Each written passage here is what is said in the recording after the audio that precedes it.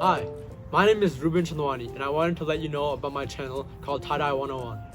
It includes all the tools and resources you need to start tie-dyeing. For step-by-step instructions on tie-dyeing some fantastic designs like some of these, check out my channel. In this video, I'll be going over the basics of tie-dyeing. Tie-dyeing is quite fun and a great hobby to develop. I've been tie-dyeing for a few years now and absolutely love it. Here are the things I have learned, and I hope these help you avoid some errors as you start to tie-dye. There are a total of 11 basics you should know. First is shirt selection. You should work with fabrics that are 100% natural, such as 100% cotton shirts, rayon, or silk.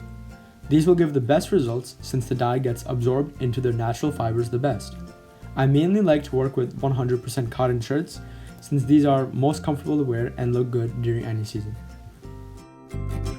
Number 2. Always pre-wash your shirts.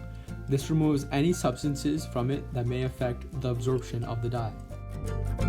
Number 3 is the importance of rubber bands. Rubber bands placement on a shirt in many designs will determine the design you end up with. Using big and small rubber bands in a particular design can give depth to the design. If the rubber bands are tied loosely, you will see color from one section leaking more into the second color. If the rubber bands are tied tight, you will see less color leakage onto another section. It all depends on what you want to do with the design. Number 4 is the level of dampness in your shirt. Know that if the shirt is very damp, the color you place on the shirt will spread very quickly and may be lighter in color than the color you see on a less damp shirt. On the other hand, if the shirt is dry, the color will go on the shirt but may not spread evenly. It is best to work with a less damp or barely damp shirt so you have better control of the color placement. Number 5 is dye selection. I mainly work with cold dyes, but there are hot dyes out there as well. Hot dye just means that you place the dye in hot water since those dyes penetrate the fiber better under a hot environment. Cold water dye means you mix your dye in cold water. Jacquard cold dyes are the brand I usually buy. Number 6 is color selection. First rule of color selection is that primary colors such as red, yellow, and blue can be mixed to form other beautiful colors. Secondary colors such as purple and green, on the other hand, you have to be careful about. The secondary colors can certainly exist on the same shirt, but you would have to be careful not to have them touch each other too much. If mixed, purple and green, for example, can create a brown mess. Number 7 is the amount of dye water mixture to make. You can easily mix too much color that you won't end up using. To avoid this, try to plan ahead and determine how much color you will be using and how many shirts you will be tie-dyeing. I like to go with proportions of dye to water so I can reduce or increase the quantity as long as I keep my proportions consistent. Usually I have noticed that for one shirt I have used anywhere from 2 to 4 ounces of any given dye water mixture. Number 8 is how long after mixing can you use the color. I would not use a cold dye color that was mixed with water more than a day ago. It can affect the final color you get on the shirt. Number 9 is the importance of creating folds. Creating same size and type of folds on the shirt you are tie-dyeing is a crucial step in many designs. I messed up on a bunch of shirts when I started because I didn't fully understand their importance.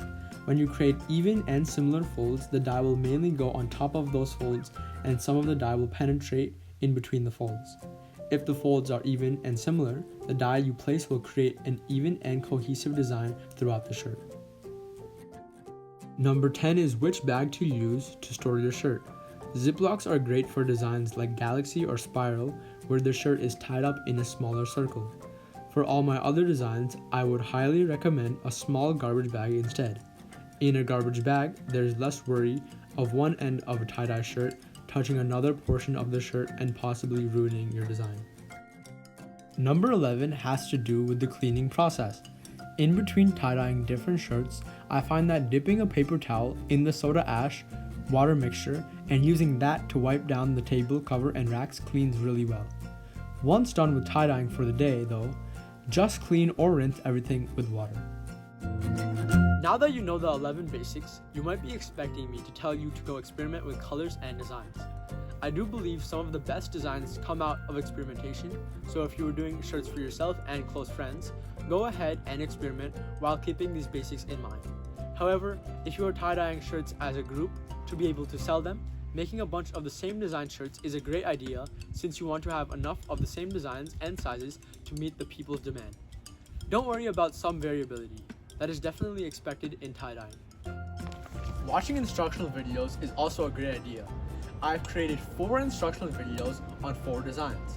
The 4 designs are bullseye, tricolor, galaxy, and spiral. Please check them out. I hope you found this information useful.